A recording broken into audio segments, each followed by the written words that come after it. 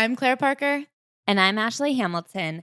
And this is Celebrity Memoir Book Club, the podcast where we bring you what should be the epilogue of each book, but is instead not part of the book at all. It's the greater understanding, the great lessons, and the great tea from every celebrity memoir, along with a side of our opinions. If you don't like that, stop listening now, turn back, exit carefully and without harm. If you do like that, come on in, baby. We've got stuff to say. Oh my God. So we have a big freaking announcement. New York City live show coming at you soon. November 12th.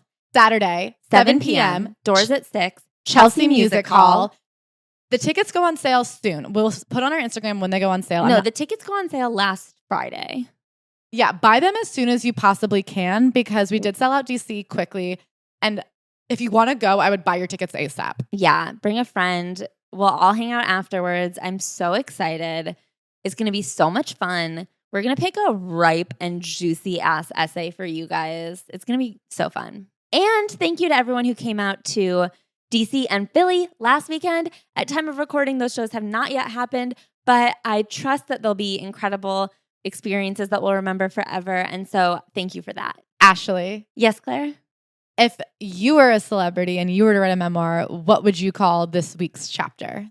I would call this week's chapter Almost Balanced Bitch. Okay. Because I have been very busy. I've been on the go. I've been running around doing lots of things. This week, literally, I'll be in 4 cities by plane, train, and bus. And I feel like I've been trying really hard to not lose my mind with stress and anxiety by tempering it before it starts.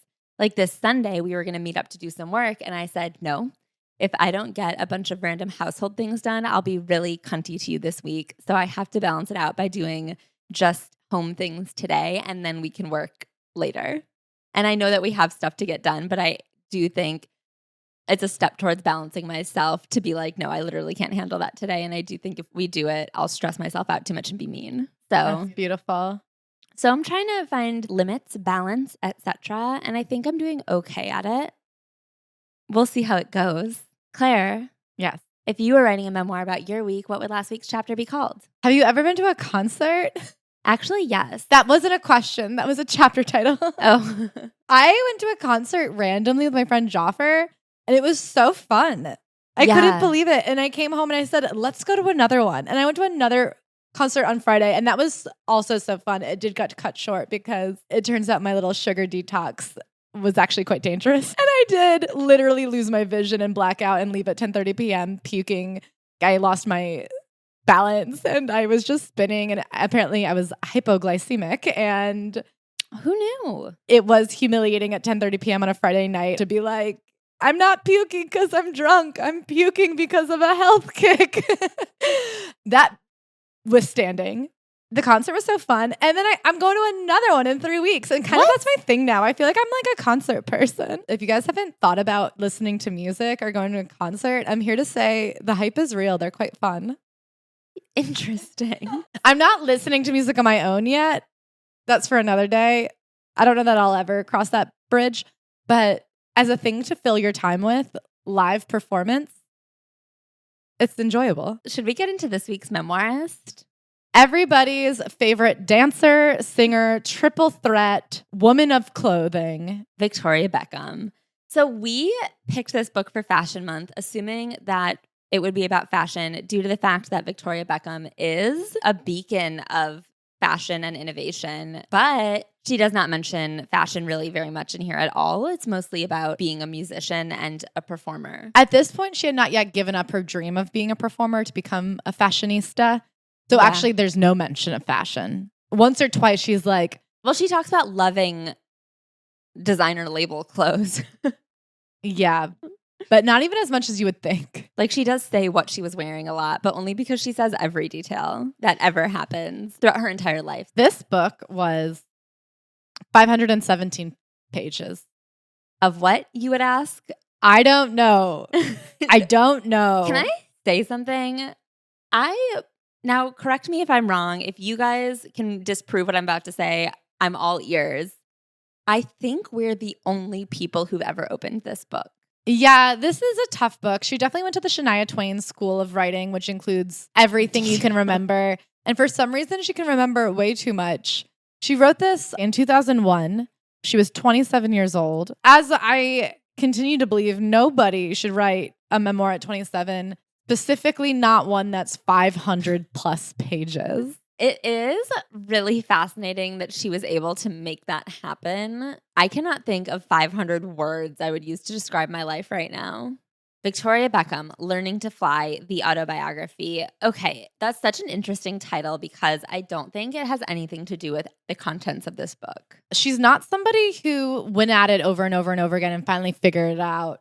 She's not Viola Davis. She's not Molly Shannon. She is somebody who at 20 years old randomly answered a Craigslist ad and then became one of the biggest musical acts of all time.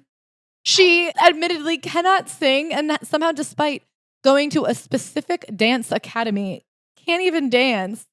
And yet she was one of the biggest pop stars in the world. This is the third Spice memoir that we've read, and every single one reveals approximately 2 new details about the Spice Girls. We're getting the story from every angle. And I think it's really interesting that each one of them has been almost the exact same. There's all these stories of their childhoods. They come together for creating the Spice Girls, for doing the first album, for becoming world famous. Then the stories splinter off again. And I feel like they all have a completely different perception of how that second year went and how everything kind of fell apart and what happened after that. It's very interesting. And not interesting enough that it warrants 500 pages, but a little bit interesting. This would have been a really great book if someone had come in and condensed it down to the top 230 pages. I also liked Victoria Beckham in it. Like, she gave too many details, but I really felt for her. I think that she seems probably funny and interesting enough. There is a British frankness that's really refreshing in these memoirs compared to the American PR system that we read. Right. Like, all of the Spice Girls, I've walked away from the books being like, that's a fun bitch. There's a part in this book where her sister has a baby and she's like, everyone kept saying the baby was beautiful, but I thought it was gross looking. And you're like, why did you even say that? You could have left out any of these details. She says that because the baby had to get pulled out by forceps. Its head was cone-shaped. And then she mentions later on, she's like, Liberty's head had really evened out.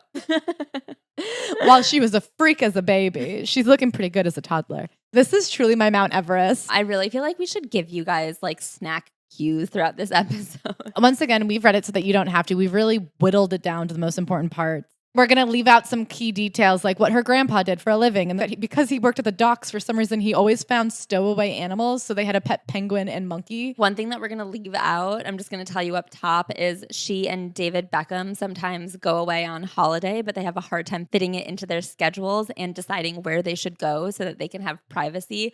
So there's about, every time they go on holiday, there's like 6 pages of prep for how they're going to fit a holiday into their schedules. Then a couple pages of prep for how they're going to get there without a lot of people knowing. And then 1 page being like, and then we had a vacation. And then 30 pages about logistics. Oh, and don't even get me started on their house hunt. Also the cars. We're not going to tell you about the cars, but she really illustrates every car that's ever driven by anyone. To me, they're invisible. Victoria Adams, as she was born. Can you believe that when the Spice Girls existed, she was Victoria Adams? I always forget that. She's so Victoria Beckham to me. But I could also see how she was Victoria Adams. She has a real Adams Family vibe to her. So Victoria Adams was born April 17th, 1974 in a small house in Hodsenden near Gough's Oak. These are all made up words. Let me tell you, the culture shock of reading British memoirists, I'm like, what is a skip? When she goes to college, I'm like, oh, college. And then it's like, oh, no, high school. What are those tests they have to take? I don't know. The IMS? I wasn't there. You read the book too, though, no? But I didn't memorize every British school test. Okay, I want to read the intro of this book. Sorry. Well, not the intro. So she starts this book, Daddy, I'm Going to Be Killed. She's at a soccer game. There have been threats against her life. And she's pretty sure that she's going to be murdered. It's not just because of the threats. It's also because everybody at the stadium is like screaming at her abusively. She talks about how people are overly aggressive towards her and David. People are constantly yelling horrible things at them.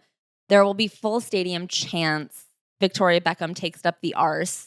And then she gets a call from David Beckham that he has flipped off some rowdy fans because they said horrible things about their child, Brooklyn Beckham. British soccer fans are notoriously psychotic. They actually do belong in jail. Yeah, and all of them, all like 60,000 per game. So this chapter is kind of just about the chaos that they're up against at all times and the fact that David Beckham then flipping off these fans because of the horrible things they said about their toddler becomes national front page news about what an evil person David Beckham is. Then the chapter ends on this cliffhanger. Have you heard of Andrew Morton? And she says, don't think so. And he says, well, you have now. So the reason this chapter is important to me is because, first of all, it does actually, I think, do a good job of illustrating like the chaos that they were up against every single day. And it does do that good, like, here's where we are now, let's rewind. Like, it puts you in that place of toxic 2000s culture where everyone was absolutely batshit crazy to celebrities at all times. I think it was really hard in England, especially because I think it was worse there than it is here, and it was horrible here. I think David was up against it, Victoria was up against it, and then they give you this cliffhanger, who is Andrew Morton? And you're like, who is Andrew Morton? When will we find out? 400 pages later, we'll find out, okay? The way this book is written, it started off not strong. Like, I knew it was going to be a lot because it's 500 pages long and I was holding it in my hands. But it does paint the picture that they want to paint, and then she, like, loses the brush. I have to say I disagree. I felt from page 1 that this book was chaotic and made no sense. And it was the opposite of pulled me in. I was repulsed by this book. I was repelled out of the book. I think I put it down and couldn't pick it back up for another 3 or 4 hours because I was like, that was so inexplicably complicated. I have no idea what's going on. Every sentence you're meeting somebody new. Every sentence something else is being thrown at them. I guess it matches the chaos that they were experiencing. But as a reader, it's just impenetrable. You're like, what is going on? And as Ashley said, do you know who Andrew Morton is? I don't think so. Well, you do now. They don't explain it for pages and pages, and you don't know who Andrew Morton is either. Andrew Morton is a ghostwriter. He comes up again in a lawsuit later, and he's not the main character in that lawsuit. This book was really hard to walk through, and you could tell right away. And then she just gets into her childhood with every minute detail. I really think she sat down and everything she could remember is in this book. I think every memory in her brain is in this book. So she moves on to her childhood, and it's like, I grew up going to Michael Bolton concerts, and then I went to this, and it's all there. It's boring. It's all there. She has a sister, Louise, who was much prettier than she was. She also saw Fame when she was like 8 years old, and from then on was like, I want to go to Fame school and then be famous. So she was not smart. She didn't do well in school. They thought that she had learning disabilities, but they didn't have that vocabulary back then. She also apparently had bad acne. She had a gap tooth. She didn't have many friends. She didn't have any friends. She was only friends with her family. She had polycystic ovaries. She didn't know. She wouldn't know for another 20 years, but she had like a hormone imbalance. It caused her to go from being extremely skinny as a little girl to out of nowhere, she put on a lot of weight as a teenager. This is through her perspective. But she paints this picture of being somebody who struggled in school, struggled socially, had low self-esteem, wasn't that interested in looks. But the one thing she loved more than anything was dance, and she wanted to be famous. Yeah, so she wanted to be a dancer. She enrolled in a bunch of dance classes. She said, I was so eager to perform. I felt more at home on the stage than sitting behind a desk. She's taking like several dance classes a night, and her mom is shuttling her around town because I guess they're not even all in the same location. But her parents seem very supportive. She calls her dad a bit of a workaholic. They're just an upper middle class family. She's taking dance class. She goes to dance high school. Hold on, let me just say, I know I'm not pretty. Everyone likes Louise. They don't like me, and who can blame them with my pinched face and scraped back hair? I look like one of those children who get put up for adoption. So she also says she's not a naturally talented dancer, but she has an incredible work ethic that she says she gets from her dad. And she knew that if she wanted to get anywhere, she was just going to have to work twice as hard as everybody at it. And so she does. She like dedicates herself hardcore to dance, and it doesn't even matter that it doesn't come easy. It's so much fun. It's all she wants to do. She says, I felt like every bit of me was a spare part that didn't really fit. Every bit of me was ugly. It must be. Otherwise, why did no one want to be my friend? One day I'd show them. One day I'd be famous, and then they'd be sorry. And she really does carry this attitude into the time this book comes out. She really loves to kind of stick it to the mean kids. I don't even know if people were mean to her, if they just didn't hang out with her. She only hangs out with her family. She misses them a lot. I think she goes away from home for like one night before she's like, I'm never doing that again until I go to college.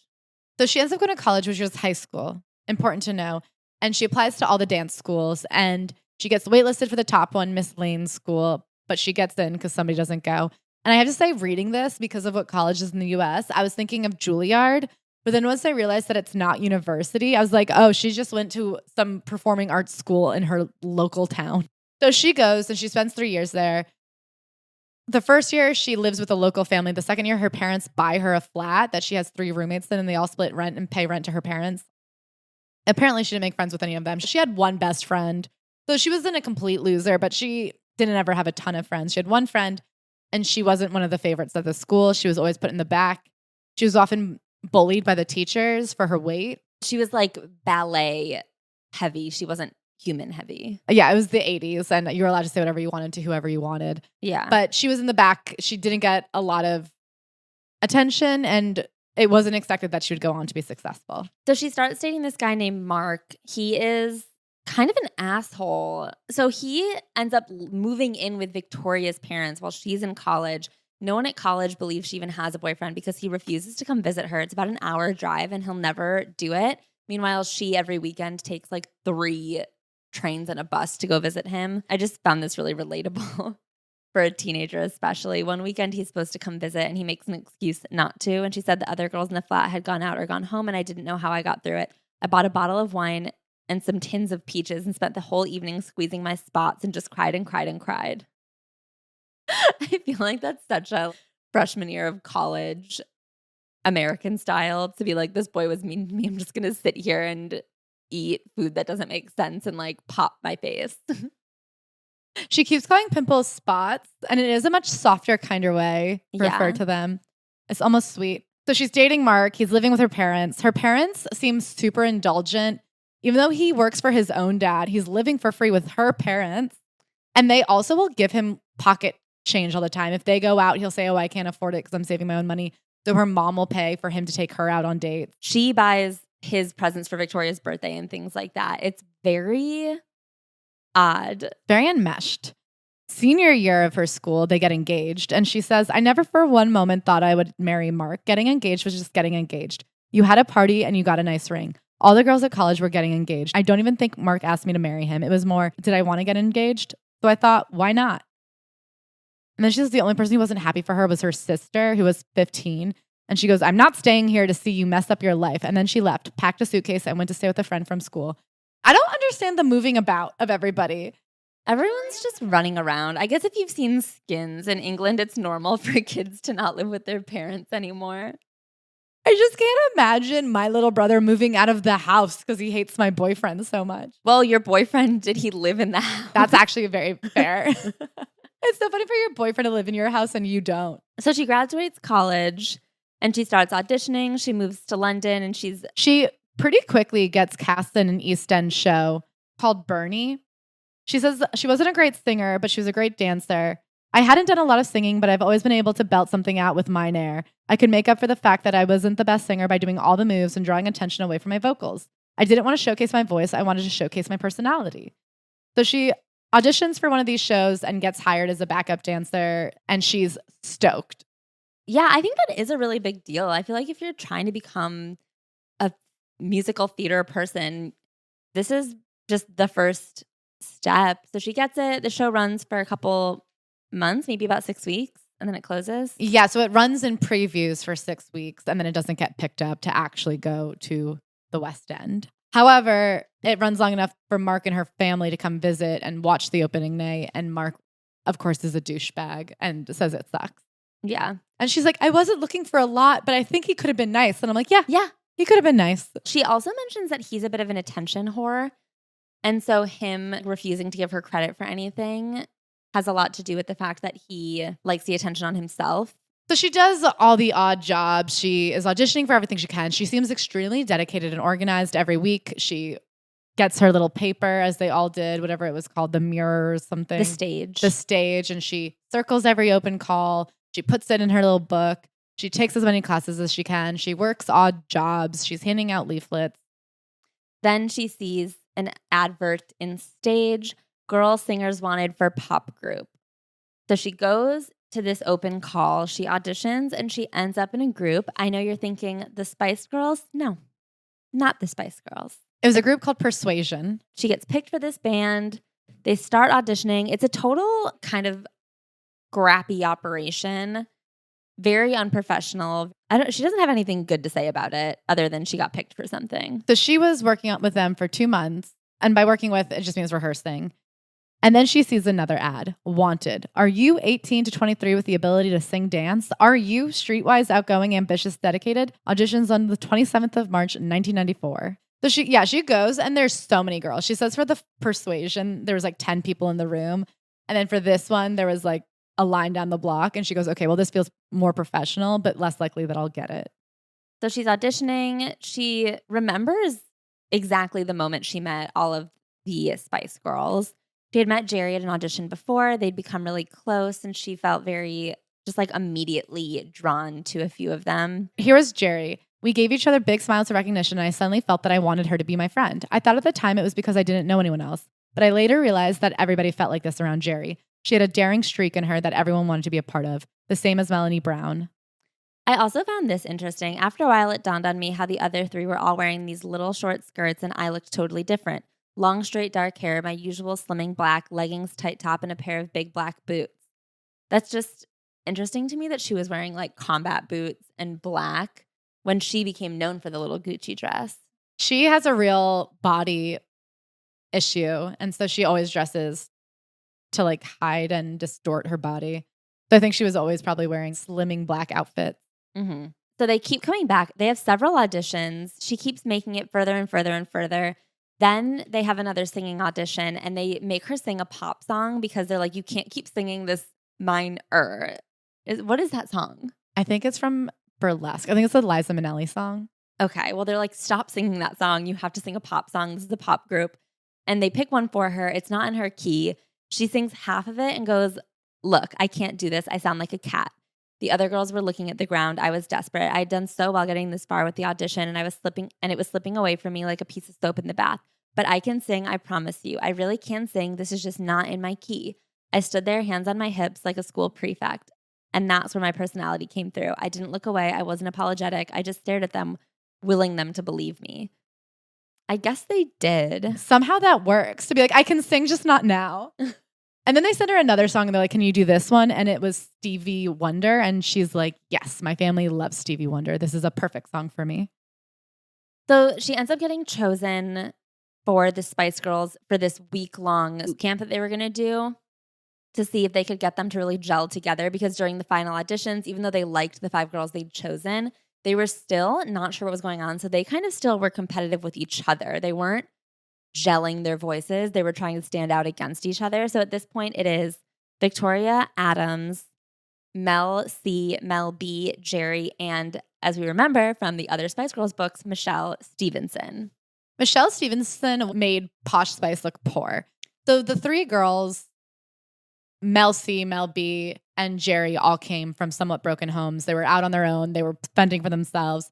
Posh Spice very much had a cozy middle-class life that she could go back to at any time. Michelle was even a notch above that and had already been accepted into university. So to her, this was just some fun little thing to do in the summer. And she was not dedicated. And across the board, everybody has the same thing to say about her, which was she was not getting it. She didn't fit in vocally. She couldn't keep up with the dance steps. And she just didn't try that hard. Yeah.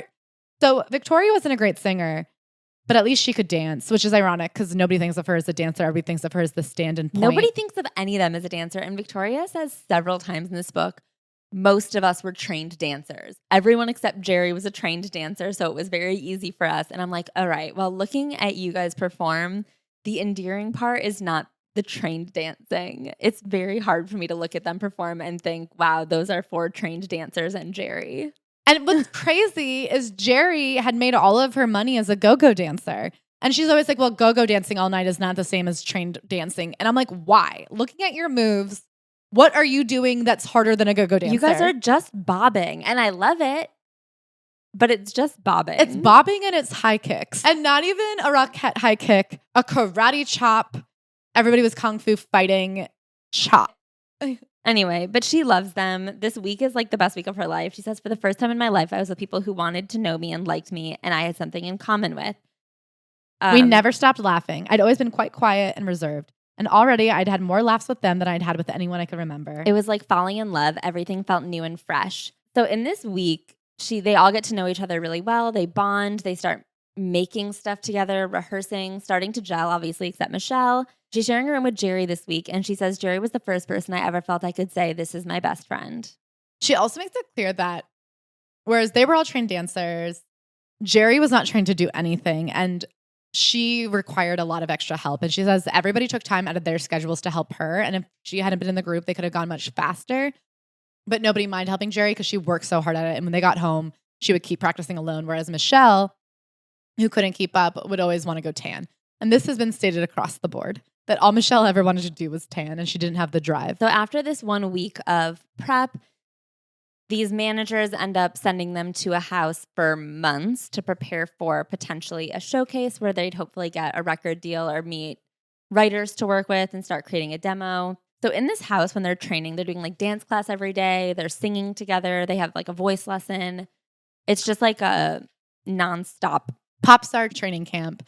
And they're all working hard at it, and they all want it so badly. And But not Michelle. And they're all really gelling. Even though it's hard for them and they do have to train and learn how to blend their voices, they all have this real instinct about what they want it to be. And it's one, equal. They don't want there to be a main singer.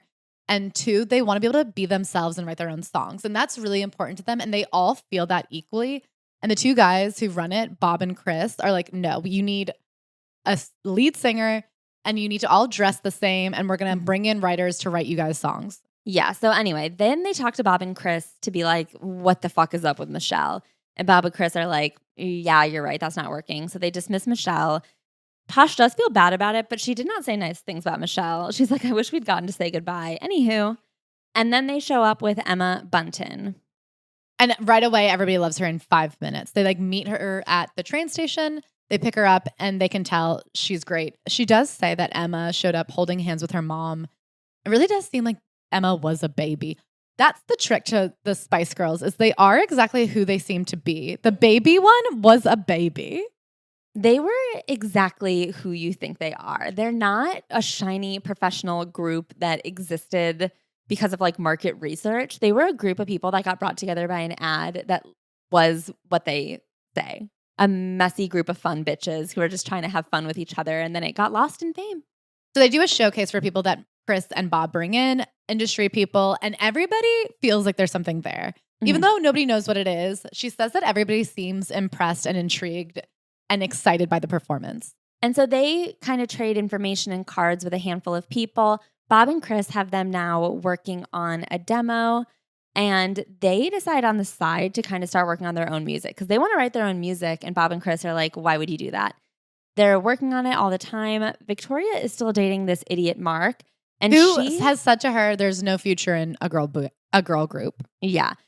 Mark has a family wedding one weekend. So Victoria decides to go with him because she feels like she has to. And not that she feels like she has to. Mark makes a big stink that she does have to. And I guess she could have said no, but Mark starts a fight with her over it. Yeah. So then she wants to start and help write, and she says that Jerry promises to call her every 5 minutes and keep her abreast. But of course, if you're not in the room, you're not in the room. That's the weekend they write Wannabe. And she says by the time she got back, all of the vocals had been divvied up between the four main women, which they could have remembered Victoria. Somebody could have said, leave that for Victoria. But so they divvy it all up. And when she comes back, all she can do is backing vocals in the chorus.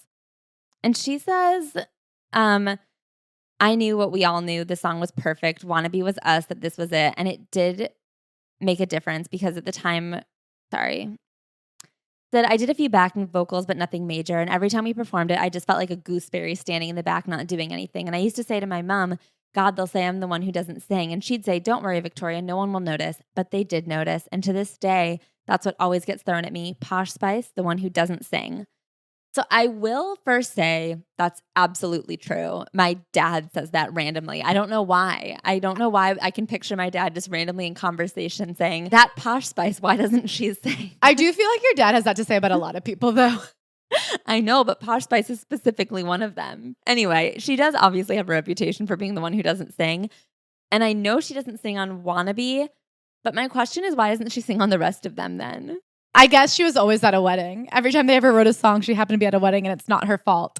She would have been singing otherwise. Just like that time at that audition when she didn't sing. But she could have if she wanted to. She's just not in the mood right now at her singing performance. So she just talks about how much fun they were all having. She ends up breaking up with Mark, or Mark breaks up with her because he is a dick to her on her 21st birthday, and she finally calls him out about it. And so the next day he breaks up with her. Her dad says, that was very clever of you, getting rid of Mark without him realizing it. And it's like, I don't think she actually did it on purpose. I think she just finally stood up for herself, and then he broke up with her and she was very sad about it. And she kept saying that she doesn't know if she was actually sad or if she was just acting sad because she knows that's what was expected of her. And I'm like, I bet you were sad. Then she goes on this little tangent about how she randomly started dating Corey Haim, who was a huge celebrity at the time. And they met at the studio when they were laying down their demo, the Spice Girls demo. So she was nobody. And he was Corey Haim, who I know was big. She had his poster on her wall. And then she goes on to tell this really wild story where she says everything but he was high on cocaine.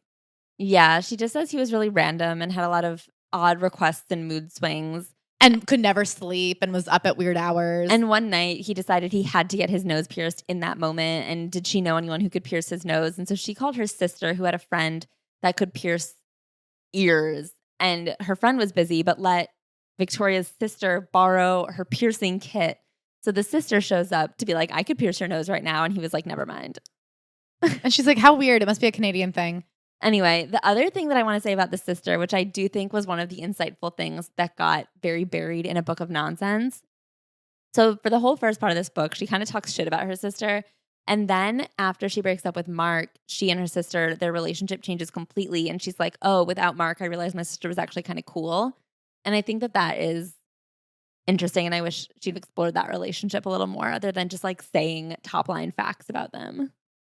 It's a lot of facts in this book. You really get her calendar. I feel like we're looking at her Google Cal. This is if you ask somebody to caption their Google Cal, is how I would describe this memoir. Anyway. It's hard to believe. So at this point, it's been 2 years since the Spice Girls got together. It's been 2 years of kind of training and meetings. When we started out, the other girls would leap on the table and dance and sing, whereas I'd always be the one who to say the table might collapse and perhaps we oughtn't do that. But they had tapped into my brain and discovered the real me, the person I am now. If I hadn't met the 4 Spice Girls, I'd be completely different. They brought out the daring side, the say what you think side. If you want something, go and get it. And if you want to wear something, and so what if no one else is wearing it? You just wear what you want. Do your makeup and your hair how you want and sod everything. They finally do another showcase for people and they sing Wannabe and they're singing their songs and everyone can tell there really is something here and people are getting excited. And this is when they decide they do not want to go with Bob and Chris. They realize Bob and Chris are trying to turn them into kind of factory made. The song is written for you. We pick your clothes. You're who we tell you to be. Pop band. And they have such a strong sense of self and what's going to succeed. They think that their power is that they're all so different. And they are right. Like she sees that later reflected at concerts. She's like, the way that everyone can pick out, like, I'm a baby, I'm a sporty, a scary Spice.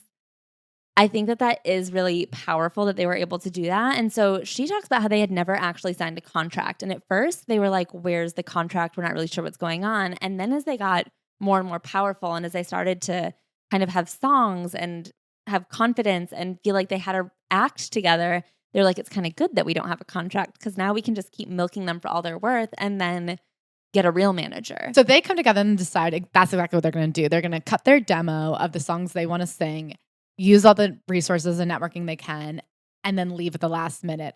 So they keep sending the contract back with different clauses. And I knew they did this from Jerry's book and, of course, from LB's book. Victoria adds an interesting anecdote that it was coming from her father because her father had wanted to be a musician and had actually been in a band and had signed an exclusivity contract with the lead singer of a band he was in. And then that band member died. But for whatever reason, he wasn't allowed to join another band. Like he was beholden to the dead person's contract. Apparently, it was like a 5-year contract that did not dissolve with the death of the person the contract was with. So he kept on being like, these are the clauses you need in this contract. He was really like adamant that they not sign something that would like fuck them over for 5 years, like what happened to him. So they don't sign the contract. They're going back and forth. And then they do a heist. There's so much heisting You get a group of 22-year-old women together. They're going to be heisting. They steal the demo tape. They go, they distract, they steal. Jerry's always putting things down her pants in case they need to run out in the middle of the night. The other two find all the filofaxes. They're writing down names. They leave a note and they just grab all their shit and they leave.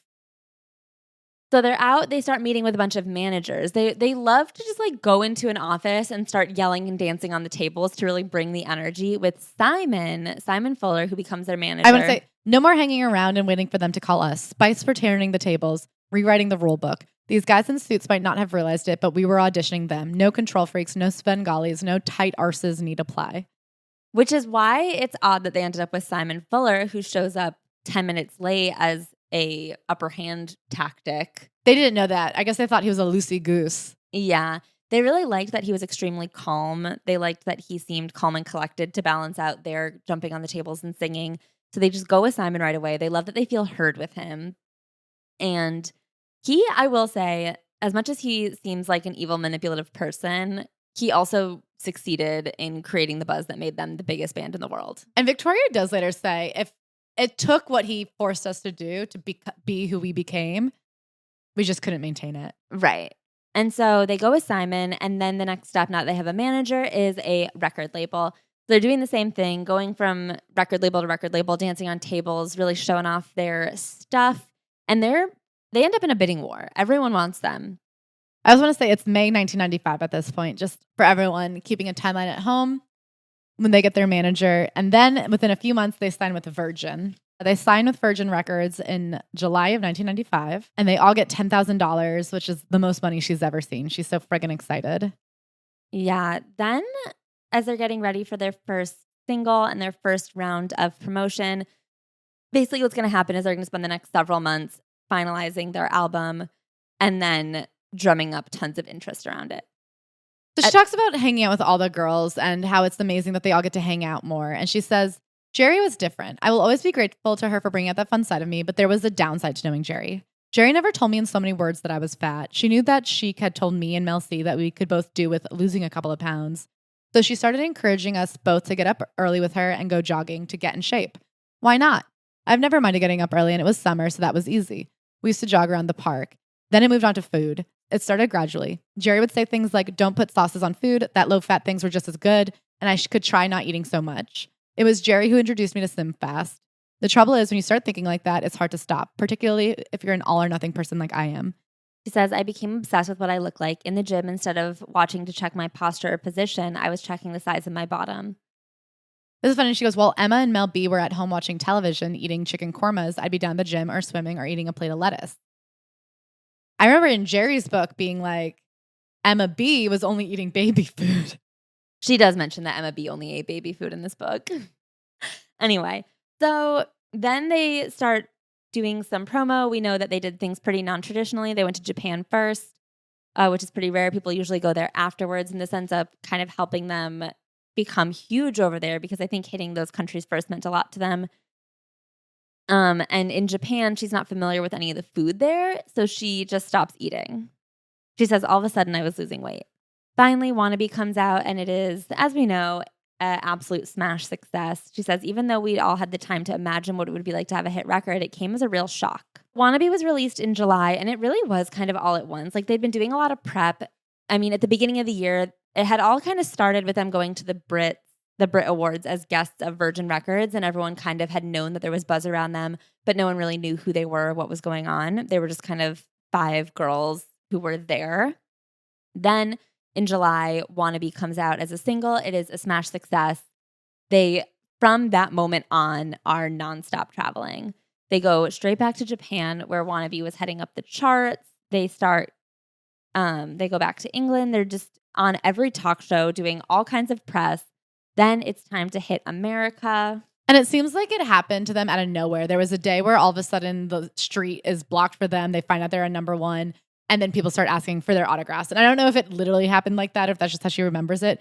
But it does seem like from the song being released in July to Christmas, they went from being random girls from England to being some of the most famous girls in Europe. Yeah. I mean, they end up getting handed a check for $200,000 after Wannabe comes out. By Christmas, Wannabe had sold 3 million and was number 1 in 27 countries. They had broken records, the likes of which had never been seen. They start doing these insane deals. She says that she can't drink Diet Coke anymore because they have this like $1 zillion contract with Pepsi and it sucks. She also is dating this guy named Stuart. And I don't really know when he comes into the picture. 3 weeks after Mark. She is the kind of girl who does not ever want to not have a boyfriend. And she specifically says at one point she didn't want to break up with Mark because she was scared to not have a boyfriend. She is somebody who wasn't meant to have friends. She was just meant to have a boyfriend. Yeah, so she starts dating this guy named Stuart. He's just kind of around. He seems very nice, and I think he was popular in town. But, you know, when you become a famous Spice Girl, popular in town is not really as good as you can do anymore. Yeah, Simon Fuller is always like, why don't you date someone famous? That would be good for the image. And she doesn't want to. She's in love with Stuart. Then she mentions a couple little moments where some random guy named David Beckham had been on her radar. Absolutely random. And then she goes to a game of football, a football game with Simon, and she sees David Beckham in real life. And she's like, who is that guy? And they're like, that's your celebrity crush, David Beckham. And she's like, oh, yeah, okay. She talks to him for 2 seconds. She starts thinking about him. Then they go to another game because she's kind of hoping to see him again. And he asks her out. She's so excited about it. She just kind of forgets that she has a boyfriend at home who's just been in a skiing accident. He's been in a skiing accident that gives him like a kidney infection. It doesn't make any sense. But once again, her family is way overly enmeshed in her romantic life. It's very bizarre. Yeah, he's like broken and staying in her bedroom again. I don't know why, because his family is down the street. But all the meantime, she keeps running into David Beckham. Sure enough, he asks her out and she's so freaking excited. They go on 2 dates and just talk the whole time. And when she comes back and tells her mom is like, you can't do this to Stuart. He was just in a skiing accident and I'm getting lunch with his mom. So she goes to get lunch with her mom and his mom and leaves in the middle and lies about where she's going so she can meet up with David. That to me, I'm not going to sit here and hissy press about what is right and what is wrong. I do think to skip out in the middle of a dinner with your boyfriend's mom to cheat on your boyfriend with David Beckham is shitty behavior. I know. She's like, we weren't boinking. We were just talking. And it's like, okay. And then she's like, I wasn't doing anything wrong. I just fucking hated Stuart suddenly. And I couldn't wait to get him out of my sight. And nobody thought I should break up with him because he was in the hospital. He wasn't in the hospital. He was in her bedroom. That they had turned into like a convalescent center. She like got home and she was like, why is Stuart here? He has to leave. And they were like, I don't know. He can't really. They're like, he's here because we thought you loved him. And she was like, loved him. I hate him. Make him walk out on his broken kidney. She gets home and she's like, I cannot believe my mom hadn't said anything and Stuart was still there. And it's like, yes, Victoria, you have to break up with Stuart. Your mom cannot break up with Stuart and shuttle him out of the house for you. You have to do it and you have to carry his broken ass down the stairs. She goes, I can't bear it. For once in my life, I meet a bloke I really fancy and I just want to be with him. If we got seen or photographed together, so what? I just wanted to be with him. Because her manager, Simon, kept being like, don't get photographed with David Beckham while you have another boyfriend and unless you know you're going to date because it's going to be a lot of trouble. But for her to be like, I can't bear it. I finally have a guy I like. You literally have a boyfriend upstairs. God. And like their families are so enmeshed. Anyway, so she basically blames it on the Spice Girls. She's like, listen, things are going really well for me professionally right now, and I don't have time for a boyfriend. And he's like, well, can we try to make it work? And she was like, not really. But he thinks that things are going to work out. So he keeps sending flowers. The night that they break up, she meets up with David again.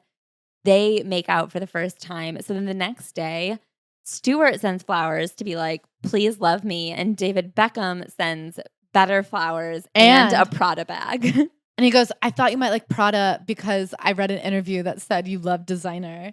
So I went out and bought you this bag myself. And she's like, how did he know that I loved designer handbags? Really cute. I have to say, I really bought into the David and Victoria love story here. I know it's a bit bullshitty, but I kind of like... Did you too? I don't know that it's a little bit bullshitty. Well, we haven't gotten to the part where every woman in England comes forward and is like, I'm fucking David Beckham too. Right, but I believe that he loves her the most. I believe that too, actually. And I believe she is like gaga over him. Like, I believe they really love each other. I just also believe that celebrity relationships aren't real. So like, and not from a PR perspective. I believe that like they have a different mechanism for love than regular people. So she gets into their backstory, and it turns out, as we've said, she had a crush on him every time she saw him. She'd be like, who's that? And then it turned out he had a crush on her. He had seen her on MTV Hits in Bulgaria and had a huge crush on her. And then when he found out that she had named him as her celeb crush, he was so excited. And he had looked up what clubs she goes out at all the time so that he could try to run into her. He had been trying to organically meet her and take her out on a date for a really long time. And then she was just at his game. But I will say the time that she had listed him as a celebrity crush was an interview with a soccer magazine where she didn't know any soccer players, and they handed her a stack of photos and they were like, pick the hottest one and just say it.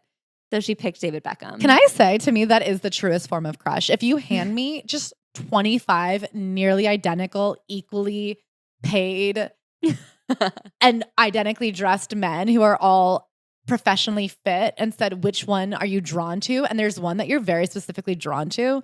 That is love to me. I agree. So she picked him and he loved that about her. I really do think they love each other. Me too. And he had already liked her from that TV show. Yeah. And he looked at her and he said, I like the one with the bob. So of course they're still running around town. They have their romantic moments, but he's out of town because he plays in Manchester, not even in London, and that's different cities. I will say to this day, I think Victoria and David have met approximately 24 times. I know. I don't know when they hang out. Every single one of those iconic outfit photos we have of Posh and Bex together, those are that's a literal timeline of all the times they've met. Every hangout has been photographed by Getty Images. Anyway, so then she's back off on traveling. They go to America to do Saturday Night Live. She takes the time to explain what Saturday Night Live is. She talks about how they were really nervous about it because Oasis kept on going on talk shows and award shows and saying the Spice Girls can't sing. And she's like, we literally can. We just haven't done it yet. It's not on the schedule at the moment for us to sing. She says, what he didn't realize that we were all trained performers and at our best when performing live. We just hadn't done it in public. In live performances, it's not the voices you have to worry about. It's all the various sound systems and the balance between you and the musicians. Duh. Listen, we can sing live and we will, but it's actually not about that. It's about the microphones more. And when the microphones figure out their shtick. I'll tell you what, 5 pop stars in one band. No one's ever done that before. And there's not a single venue in the world that has 5 microphones. When we figure out how to put that many amps in a room, we'll call you Oasis, but it can't be done scientifically. We are trained performers, just not me for singing and not Jerry for anything. Anyway, so then they're getting ready for Spice World. Everything seems hard. Here's just a crazy, listen, we're on page 216 and we haven't even scratched the surface, but I must dig into one of the craziest lines I've ever heard. They're filming a music video and she goes, not only that, I was really stressed. There's this disease you can get from being wet in water that has rat's urine in it. This is when they're shooting Spice World and she and Mel C have to go in the Thames. Oh yeah, so they're shooting, this is my Spice World. And it's called Viles disease, and you can die of it. And I know that I've always been a worrier, but the husband of a friend of my nan's got it at the war. He was in the Navy and he died. So I'm not totally paranoid.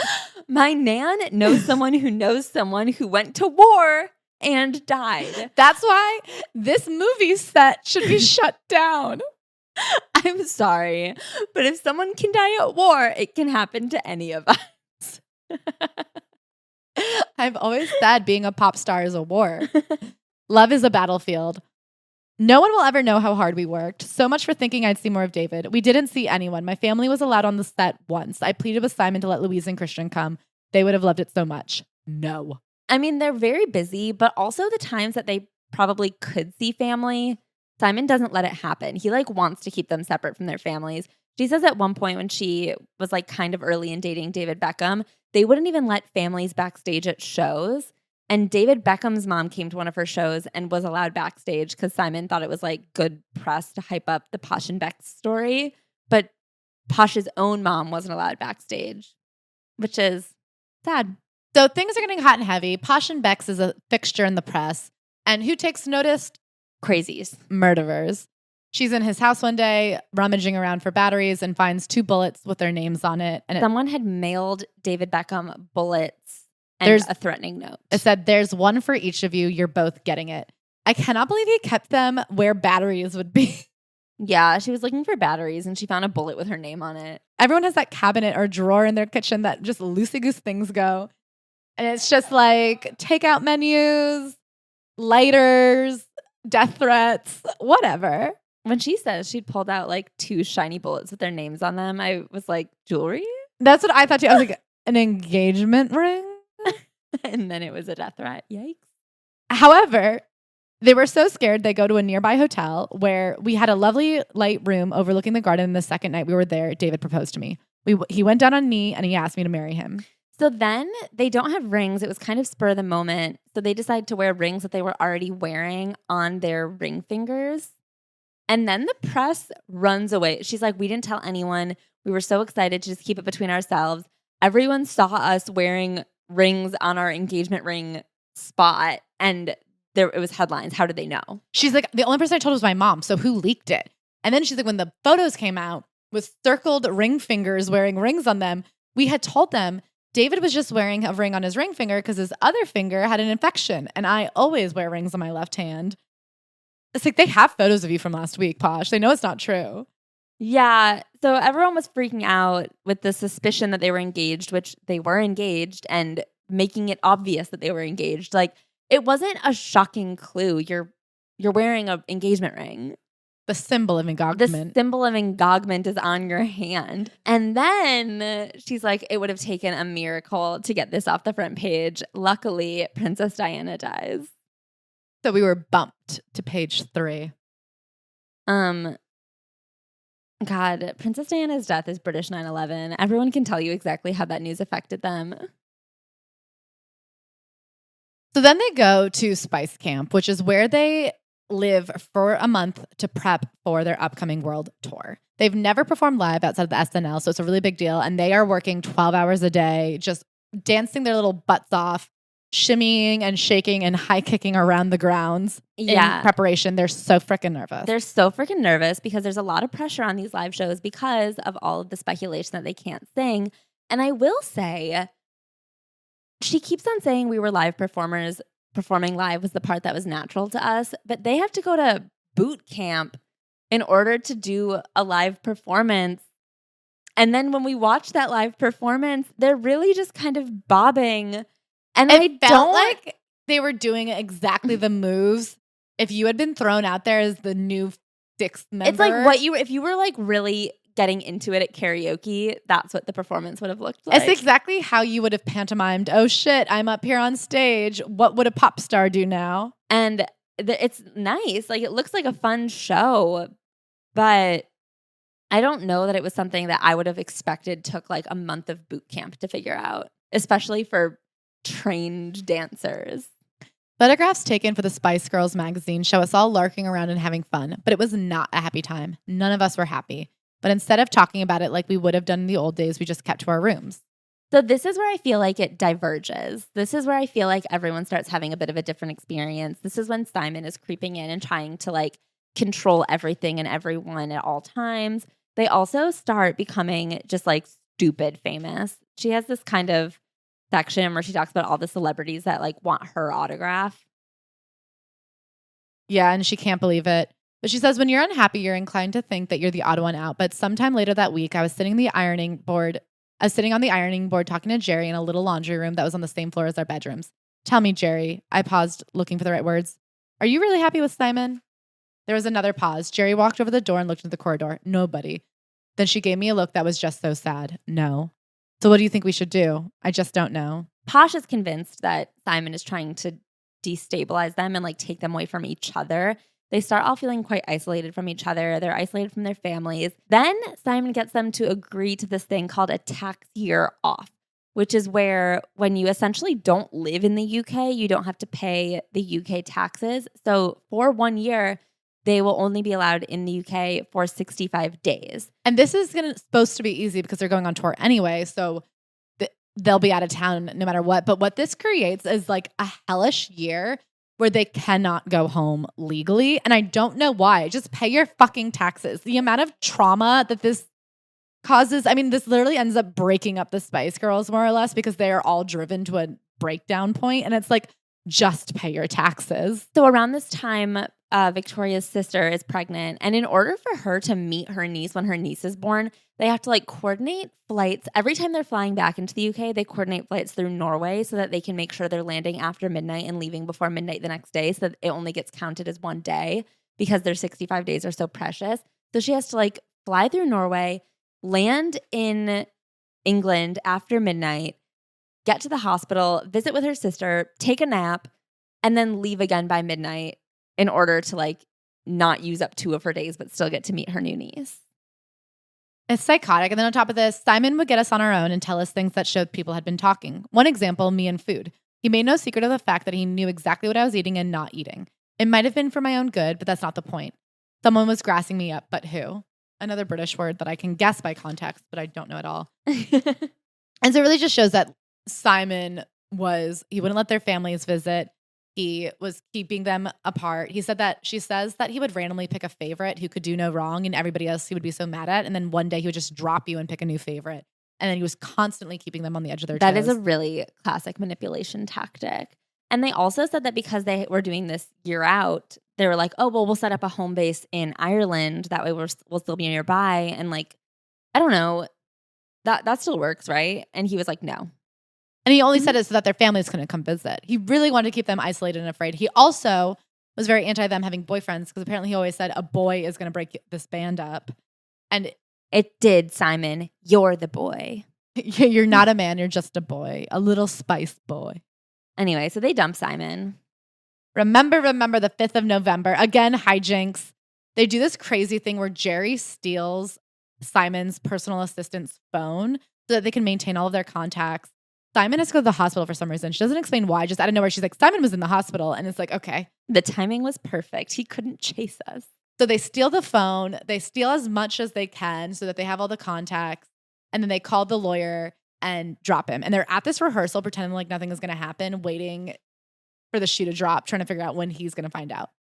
They are on this tour, this literal international tour. They fire their manager and they don't have a home. They can't go home because they're not paying taxes. And he takes the entire team. The security team, I don't know why. I guess everybody assumed that the Spice Girls were being propped up by him. So when he left, everybody just thought the whole shindig was over. And it's like, also in Jerry's book, she explains that he employed everyone through his company. I don't think Victoria understands that. I don't think Victoria understands that. They just picked him personally. Well, because Simon was such a manipulator, the way everyone was employed and paid was through his company. So when he left, he took the entire team with him. They weren't being paid by like Spice LLC. They were being paid by Simon's like Team 19 management or whatever. They're just so young and it's just so chaotic. Yeah. I understand why they didn't know what to do, but it does seem like one of them could have said, I will pay you right now $10,000 to help us. So they're on this tour. They fire Simon. Simon takes everybody and they just have to fly into the next country with no security, no drivers. They're the most famous women in the world. And they're just like walking out of airports trying to figure out how to rent a car and park it at a metered spot. So they go on this mad dash to find a new manager. They pick this woman, Vanessa Williamson. People did not want to believe that we could succeed on our own. Did not want to believe that there wasn't some man behind the Spice Girls. Did not want to believe that it could just be a bunch of girls, but it was. But what a bunch of girls. Stressful as it was a great time for us. We were a gang again. They find this woman, Victoria Williamson, who was also 24, who had been someone else's assistant, and they bring her on as their manager. And they are just freaking cooking and they feel alive. So they finish out most of the tour, most of the European leg of their tour. Before the final date of this tour, they're headed back to England, and it's the last time they see Jerry as a member of the Spice Girls. It's actually when Victoria is taking the day off to go visit her niece, her ugly little niece, her freaky-headed niece, that she gets word that Jerry is gone. They try to cover it up for a few weeks by saying that she's just ill, but eventually it breaks that Jerry's gone and never coming back. And to hear Victoria's experience of this is really interesting and illuminating compared to Jerry's experience. And I recommend you go back and listen to the Jerry episode. to wrap it up, basically Jerry suggests that this was a long time coming. Everybody was feeling it. She was so miserable. Jerry did have a really bad eating disorder. She had bulimia that kind of took over. I think she had a really intense personality with high highs and lows. And she just was breaking under the pressure.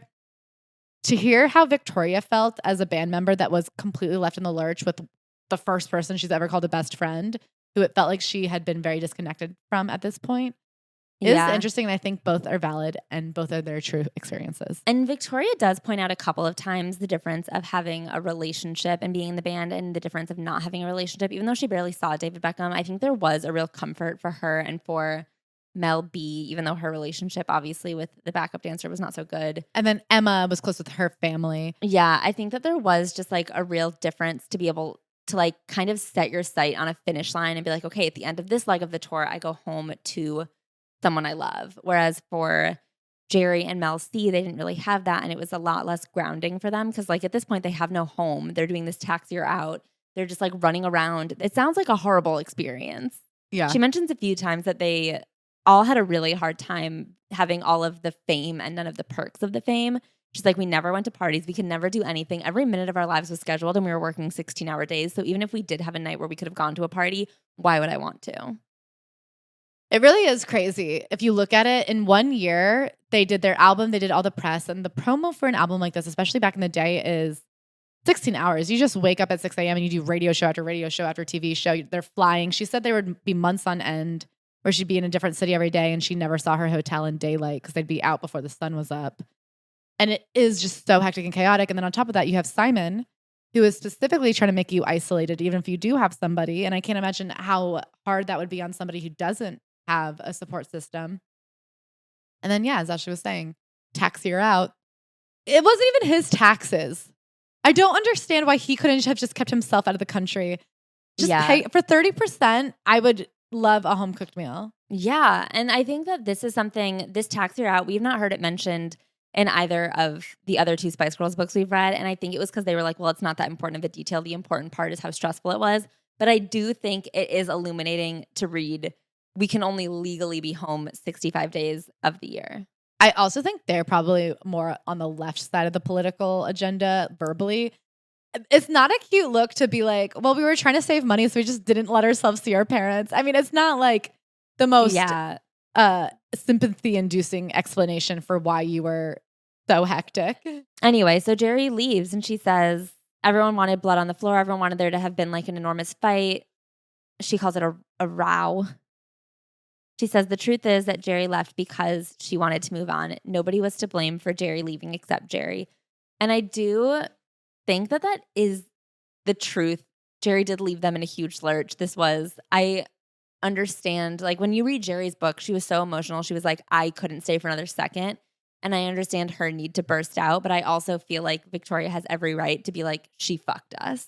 I want to say she does empathize a bit. And she says, it was probably hard for Jerry to be the least talented one because people always said I was the least talented one and that hurt my feelings. Yeah, she does say, she's like, I wonder if it was even harder on Jerry because she had to work extra hard to just keep up with the steps. What steps, Victoria? And then to kick it all off, or to ice the cake, she goes, to make it worse, we had just been told by our accountants that the new Labor government had abolished the tax year out. So we could either give it up now, or if we carried on with it, we could only keep the tax from what we had made so far. In the end, by the time you take into account all the extra air travel, both for me and my family, I don't think I saved anything at all. It never works to work the system.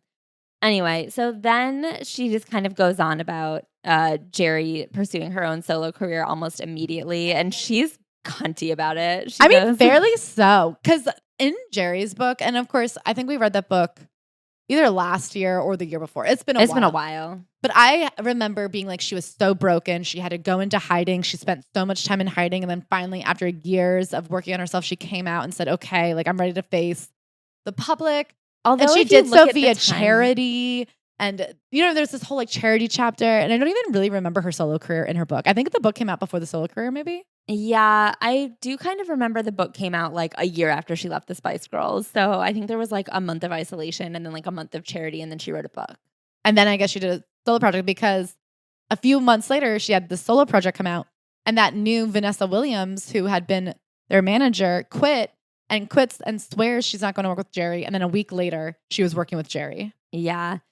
She says, bad taste, Jerry was back. She said that Jerry was very loud about denouncing the Spice Girls in her new work, which they were all very hurt by. And she says that, look, Victoria doesn't want to die Posh Spice, but she understands she couldn't be where she is without that group. And she has a lot of respect and appreciation for what got her to where she is. And she thought it was really rude and tacky the way Jerry was like, stop calling me Ginger Spice. And then the minute that wasn't working, she started calling back Ginger Spice, but in a fuck the Spice Girls type of way. And Jerry even uses her to promote her solo project. She says that after months of not speaking, she's on a trip with David. She's not that far away from where Jerry is staying at George Michael's house. And Jerry kind of calls her and is like, do you want to meet for dinner? They're supposed to meet at George Michael's house, but then last second, Jerry's like, let's just go to this restaurant. They're photographed at the restaurant, and then Jerry's solo project comes out like right after. And she's like, well, obviously, she was using me for promotion. And she says she never called her to apologize for the press photos, so that's how she knows. Yeah. Also on this time, so they go on to their American leg of the tour without Jerry. And she says everyone was worried about how they would do it without her, but actually it's much easier to do a group of 4 and their voices work better. And she kind of passive aggressively says they were better off as a group without Jerry. And she finds out that she is pregnant. Yeah, so in New York, they're doing a sold out Madison Square Garden, and she has been sick for days and days. She keeps taking pregnancy tests and they keep coming up negative. And then she asks her mom to bring a pregnancy test from England because she's like, I just don't think my British P works with this American test. So then she takes the British test and it's like, yeah, you're super pregnant. She calls David. She's so happy. She says for the first time in her life, she's eating well because of the baby. She finally has something to her that's more important than worrying about what the public will say about her body. Okay, so they're engaged. They're going to get married. She's 5 months pregnant. And what happens? There's a rumor that he cheated.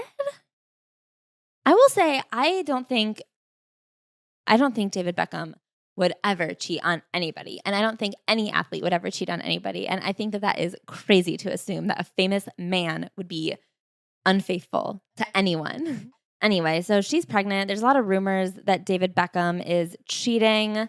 And they're all coming out in the press. There's not just like rumors. There's women specifically coming forward to the press telling their story about David. Yes. And so at first she's like, that's ridiculous. And he's like, you know, that's ridiculous, right? And she's like, yeah, it's so ridiculous.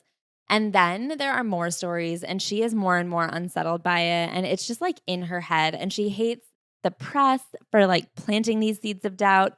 And she hates David for having these news stories exist about him. And I don't know. Do you think that he was cheating? Yes. I do too. I do think one of the stories was a lie. This woman came forward with a story about how she put an ice cube all down her. And that one felt like a lie. But the ones that rang true to me were the ones where he would call them for hours and they talked all the time on the phone. Because I do think for these athletes, and this is conjecture, and this is not necessarily like only about David Beckham, but I do think when you're on the road like 150 days a year, you just get very lonely and you end up just talking to whatever girls you meet because you need to have something new to say. And at this point, they'd only really been together for like a year and they had only spent like 4 weeks together. They had spent no time together. It's crazy. Like every time they would meet, it would be like at midnight for like a drink or like a 48-hour weekend away, but neither of them could get more time than that. They never seem to have sex. I know. Because she talks about the first time they were at a hotel together and could have sex. And it was like 3 months into their relationship. And then she talks about a time that she loved him and missed him so much. She flew from Miami all the way to the south of France just for the afternoon so they could be together. And then when she's trying to recall when she could have gotten pregnant, it's from the time they hung out before that. And so I was like, you flew all the way to the south of France and you didn't even get any? Crazy. So they fight about these women coming out and he just keeps begging and begging and they have a really hard time.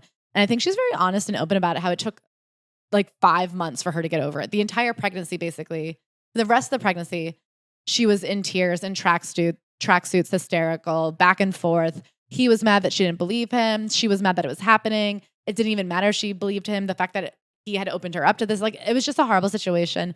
And then she tells the story about going to Lake Como with her sister and her sister's boyfriend and David so they could all try to build back better relationships. And she's like, it was such an awful time where all we did was cry that I can never go back to Lake Como, which is very sad. Yeah, it's because beautiful that's your engagement location. I invented it. You'll never get to go there on a vacation with Posh and Becks. Ugh, our couple friends. But then she does this thing that's the funniest thing I've ever seen in my life. She gives this list of all of the things that the media has gotten wrong about them. And it's about how much they overpay for stuff. And she goes, the lie that I spend 60,000 pounds a year on having my hair done. Truth. The cost of having my hair done is practically nothing. It's often paid for by the record company or TV company or whoever I'm working for on the day. If I'm not working, Tyler, my hairdresser, does it for free. And he does David's. Why? When we could afford to pay him? Because it's good publicity for him. Thank you, Tyler, and everyone else who does things for free for us.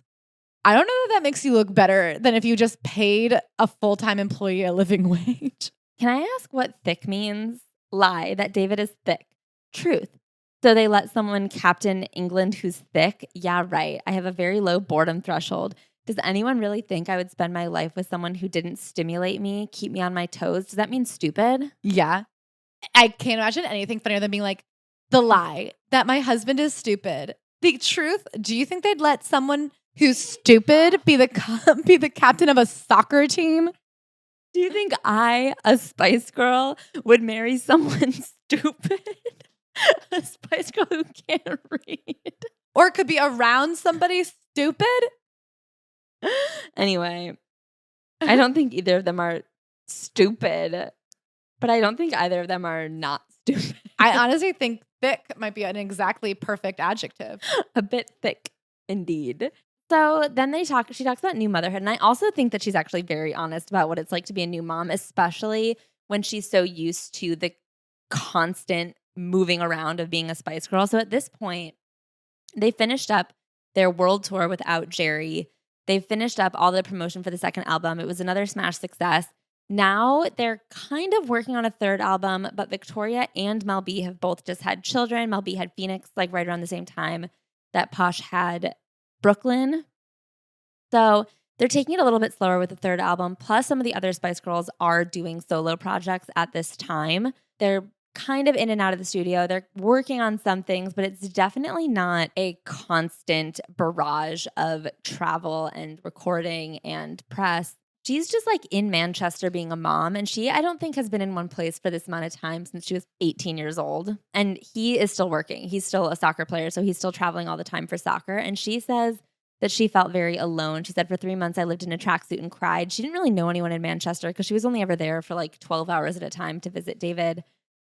And she says that she was a little bit jealous the way that he could kind of pop in and out of parenthood. I mean, he was still working. He was still playing soccer. He was still going out with his boys. And he was a good dad. He was present, but like he was still working and she wasn't. So then she gets into their wedding. They get married at a Georgian Gothic. No, that's an adjective. I don't understand. She names the town. She tells you exactly how she got there. It's 30 pages. I cannot get into this fucking wedding. I'll put up photos on Instagram. Swear to God, I know I'm going to be way better about putting on photos in the Instagram that I say I will.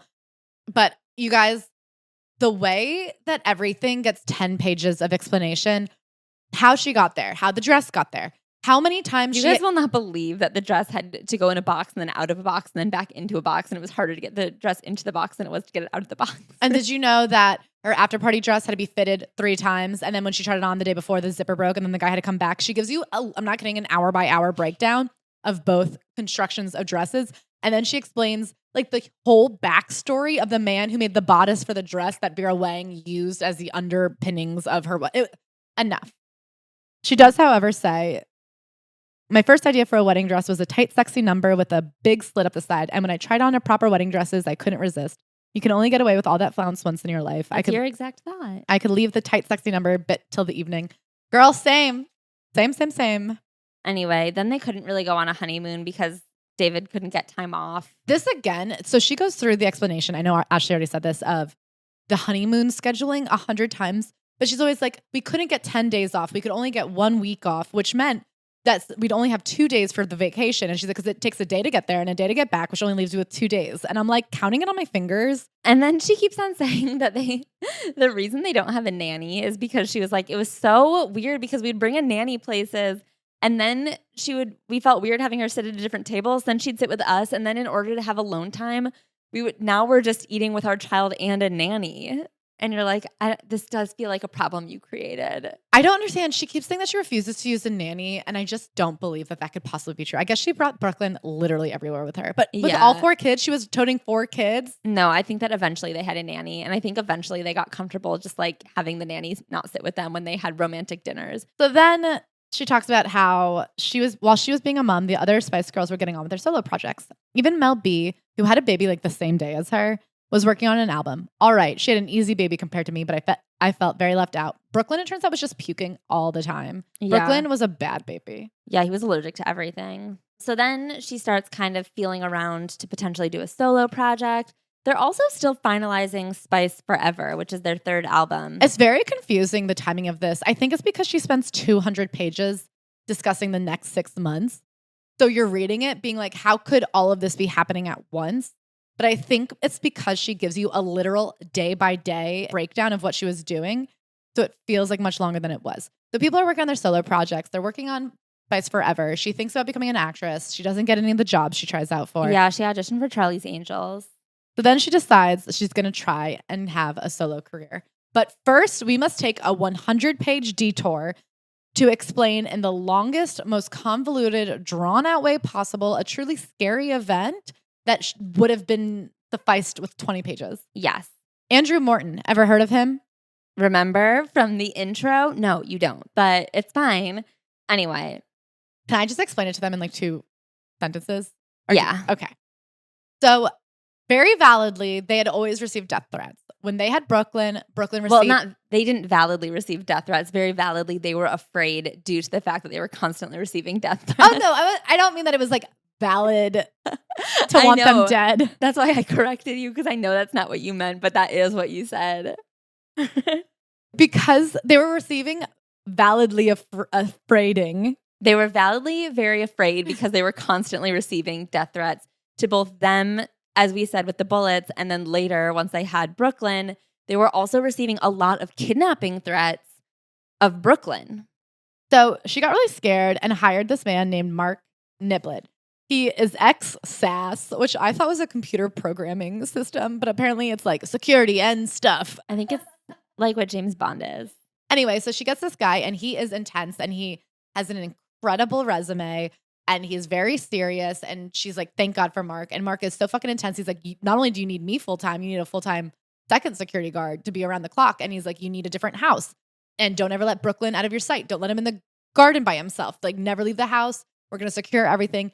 He moves into like an apartment above the garage. He's living there for free. He's here all the time, and she can't do anything without him. And then like a few months in, she kind of picks up on some weird lies. 1, he starts taking photos of Brooklyn, and she was like, hey, don't do that. 2, he says that he wears glasses to fake out enemies. And she's like, yeah, I can tell that there's prescriptions in those glasses. Don't lie to me and say you have perfect vision and it's just a disguise. I can literally see that those are real glasses. And the next day he shows up with colored contacts. He's like, no, there was never glasses on my head. So there's like weird little things like that happening. And then the other thing is everywhere they go, it's leaked. And I guess when you're a celebrity, it's hard to tell like what's a leak and what's just normal amount of press, but they're in the press constantly and it will not stop. And they keep getting threats about Brooklyn, and they're scared out of their mind, and it feels like nowhere they go is safe. And they're so grateful for Mark. Then something I cannot explain to you, even though I reread it 3 or 4 times, happens where her luggage that was in Mark's name got lost. And then her nail tech calls her and says another man named Mark dropped off a CD that was in the lost luggage. And when she calls that man, he's like, I found it in a skip. And then when she goes, is there anything else? He goes, no. And then he goes, I'm at the rubbish haul. And she's like, I thought you were at a skip. I don't know. Anyway, there's a weird thing that happens with luggage. And stuff gets stolen, and also everything they're doing is leaking. They know that someone close to them is selling stories to the press, because every time they go anywhere, even when no one knows where they are supposed to be, paparazzi show up. So somehow it comes out via the police that this new guy, also named Mark Hayes, is like, I know who the leaker is. I'll tell you for $10,000, and I know because I'm working with him. And they're like, we're not going to pay somebody who's been working with our stalker. It turns out it was, in fact, Mark Giblets. And They're about to fire him. Victoria's and she scared also tells a story about how often she saw his giblets. Yeah, so she's scared to fire him, but luckily at the same time, Mark is like, my dad's dying, I have to quit. And they're like, fine. He's like, but I want to come to LA with you first. And they're like, fine. And then they get to LA and everybody's like, did you know that your security guard, Mark, calls up all of our personal assistants looking for women he can sleep with? And they're like, ugh. And then her brother is like, did you know every time I come to your house with my girlfriend, he's like walking around with his junk falling out? And we ask him to put his junk away and he says no. And Victoria's like, really? And then sure enough, through forensic evidence, they're able to like track down that the leaker had in fact been Mark. Mark was working with Andrew. Also, they tell this story about how one time they brought Mark to a party with them and he showed up dressed exactly like David Beckham. She's like, this is when I knew something was weird. Not when he was taking pictures of your kid.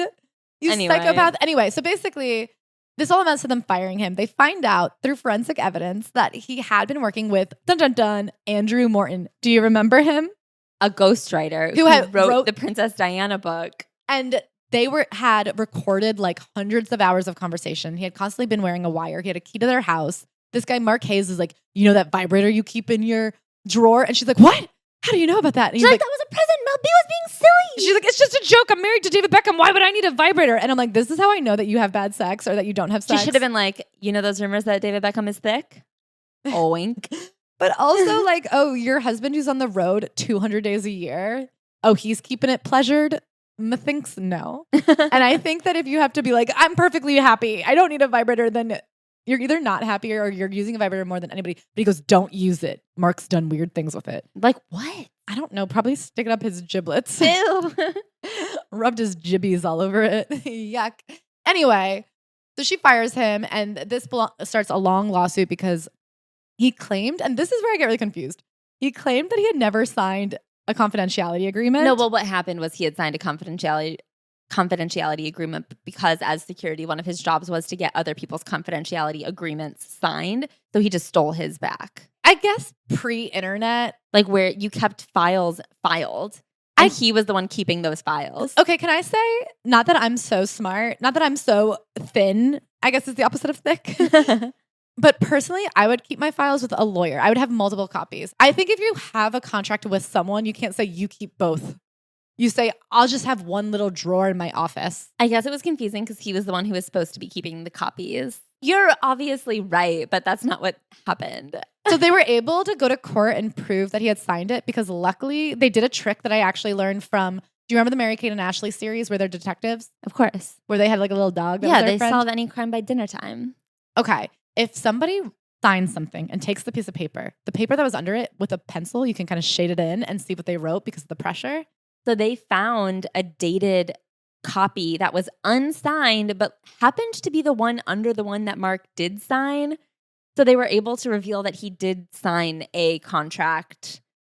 And they were able to, in lawsuits, shut down his book that they were going to write using all these hours of footage and all of these hours of recordings. And he had kept a diary the whole time and he had stolen stuff from them. And yeah, they were able to shut down. Since we fired Mark, we were hardly ever in the press. How interesting. However, she did live the next till the writing of this book in panic and paranoia that people were going to turn on her, which is valid. That is valid, really and she also traumatizing thing to experience. That one of the things that was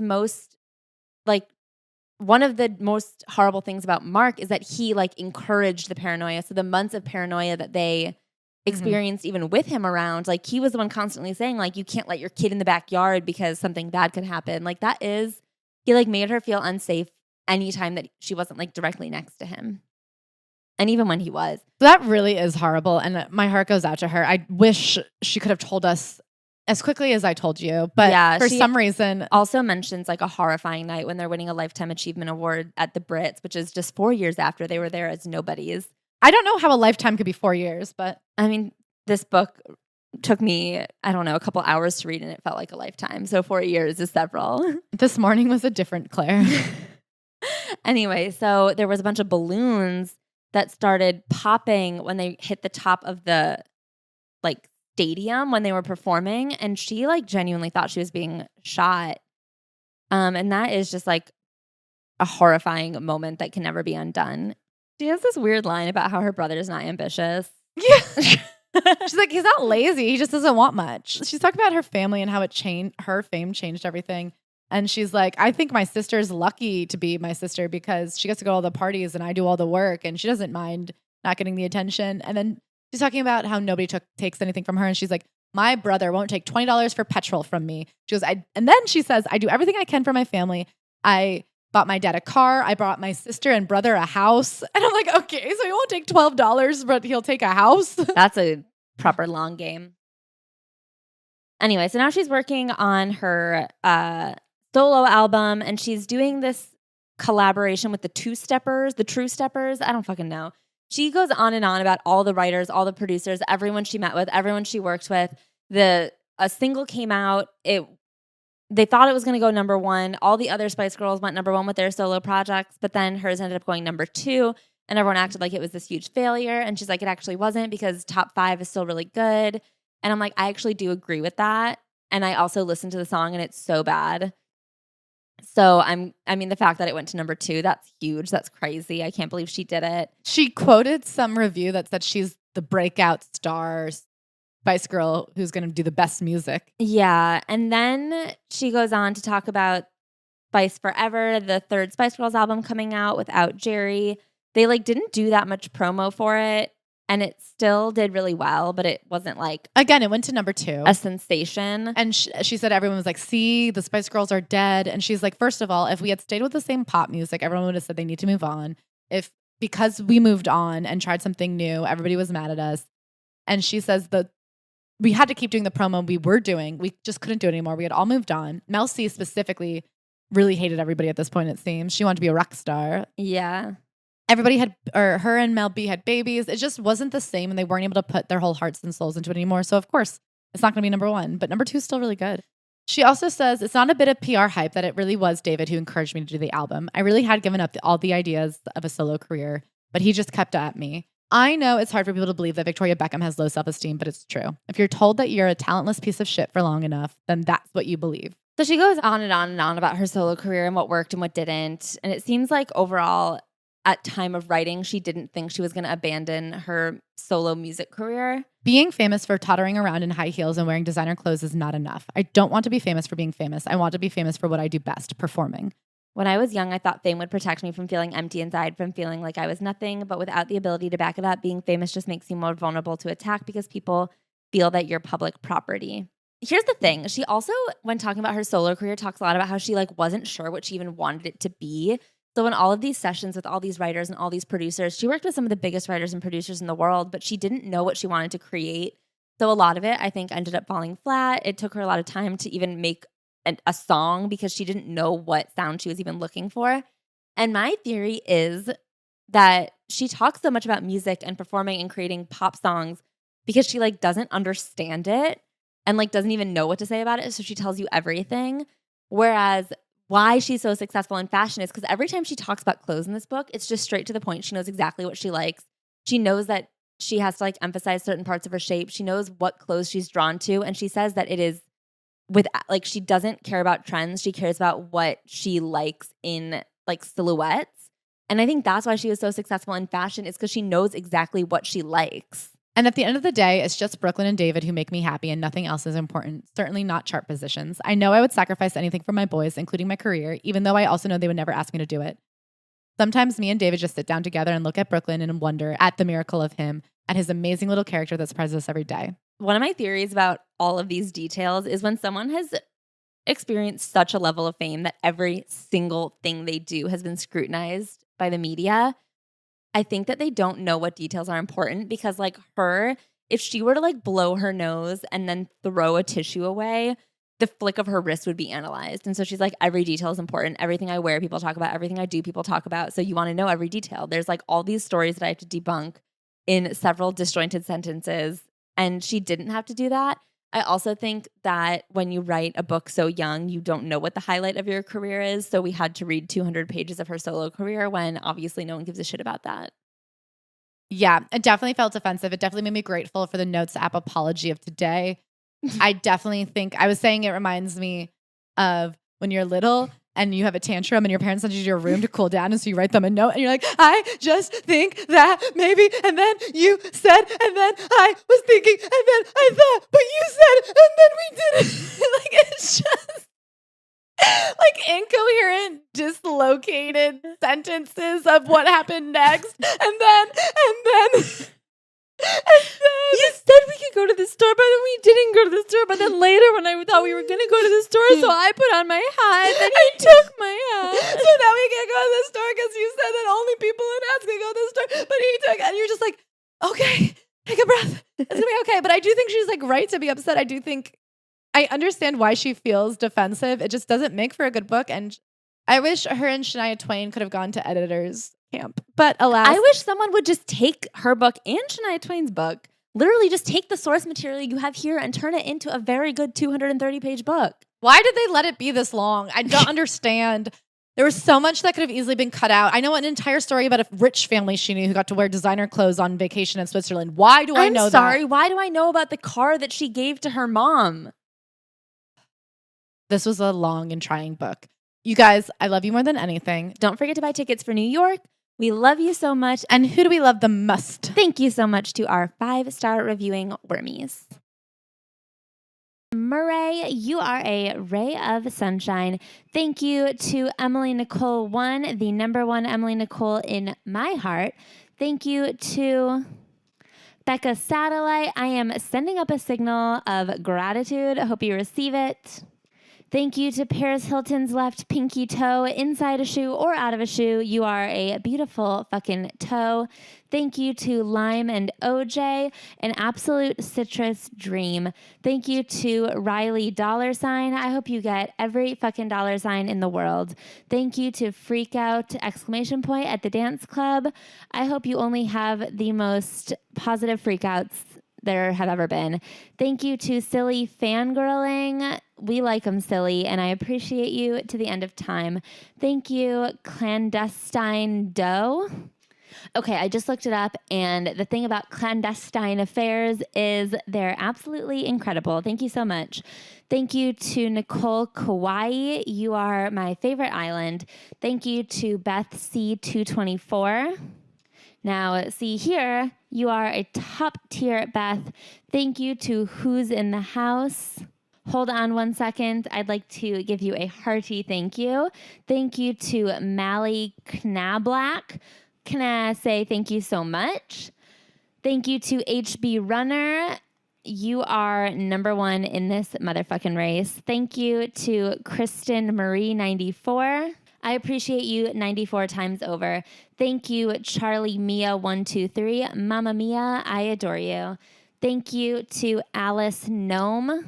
Whether you're in a lawn or anywhere, you're the cutest gnome in town. Thank you to Livy Brownie, an absolutely delicious review. Thank you to IC Fant W. You make me want a font W. Thank you to Ooh, I'm about to drive in Wahoo. I hope you have the most celebratory drive there's ever been. Thank you to Skinny M21. 21, baby. Cheers. Have a drink on me. Thank you to PNW Concerned Citizen. Thank you for keeping your region safe. Thank you to Christian Bale's girlfriend, Heart. Listen, if you love Christian Bale, I love Christian Bale. Thank you to B-Ball Girl 001. You are an absolute slam dunk in my book. Thank you to Rari 4736. You tell him, girl. Very fierce. I'm sorry for that. Thank you, Yo Tie-Dye Girl. You are an absolute icon, a legend. If my parents divorced, I would trust you to trap them back together. And thank you so much to Tracy Gallagher, my favorite Gallagher out of the Shameless crew and beyond. Thank you guys so much. I love you.